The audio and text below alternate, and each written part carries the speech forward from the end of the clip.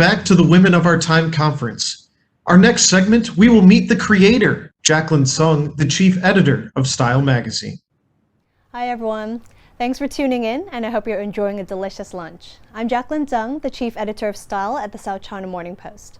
If you think working at the luxury-driven Style is anything like the movie The Devil Wears Prada, you'd be right, 50% of the time. It can be a glamorous work life, and we do have a fabulous time attending luxury events and interviewing celebrities, and just like the movie, it's a lot of hard work too.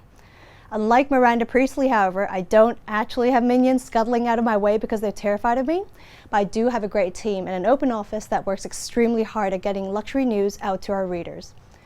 It's a team of all nationalities and backgrounds, and I can honestly say that in the 10 years I've worked here, I've never once felt that my gender or my age had any effect on my career progression. What I have noticed is that luxury consumers have evolved over the years, and the industry has had to evolve with it. It wasn't so long ago, for example, that whiskey and watches were marketed at a predominantly male audience, while advertising for jewelry and skincare would be aimed primarily at women. Now we're woke enough to know that that's simply not true. Women can love their cars, tech and gadgets, and men can be experts on beauty and fashion too. We've made a commitment to stop genderizing things, because luxury is something that everyone can enjoy. The video I'm about to show you, for example, is one of our favorite Style Masterclass videos, where we take a quick introductory look at the often confusing world of jade. How is jade different from jadeite? What shade of green is worth the most? Watch our video to find out. In the meantime, I'll be in the Women of Our Time Slack communities, Meet the Creators channel, so do drop by and make sure I'm not alone. Ask me anything, from the world of luxury to what really goes on behind the scenes in style. I'll be here.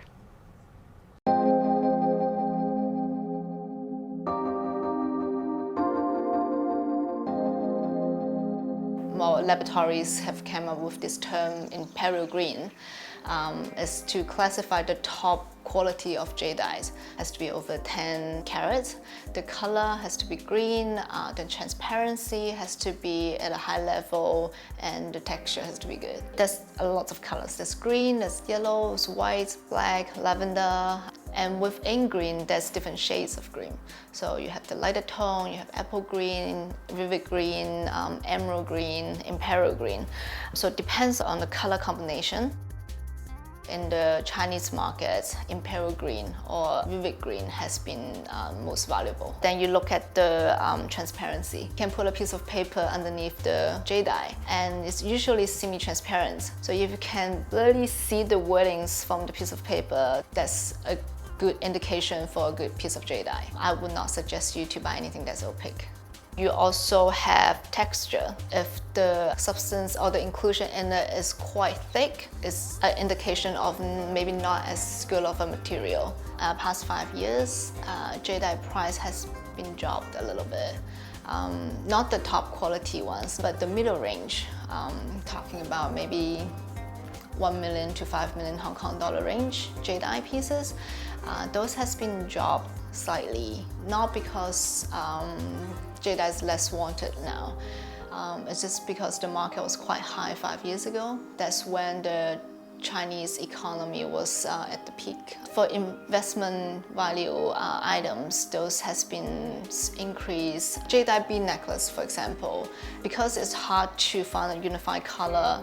For the past 5 years, if it's the top value item, it will raise from 30% to 50%. Most of the design you see in the market are all very traditional because our target clients are mostly Chinese. So they're at a very, I would say, entry level when it comes to jewelry design. However, for example, this necklace here, it's actually a very interesting design. So every jadeite bead they use, they will space with another diamond bead. It's a combination of a Western design and a Chinese material to give it a more modern feel to it.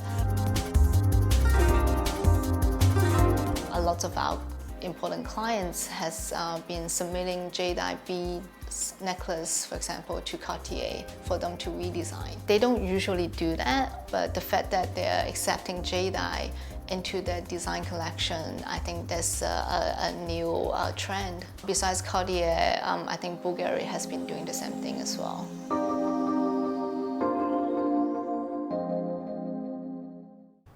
That's the end of the video, and I hope you liked it as much as I do. Don't forget to follow Style on Facebook, Instagram, and YouTube for the latest in the world of luxury. Have a great time ahead in the Women of Our Time conference, and thanks for spending your lunchtime with me.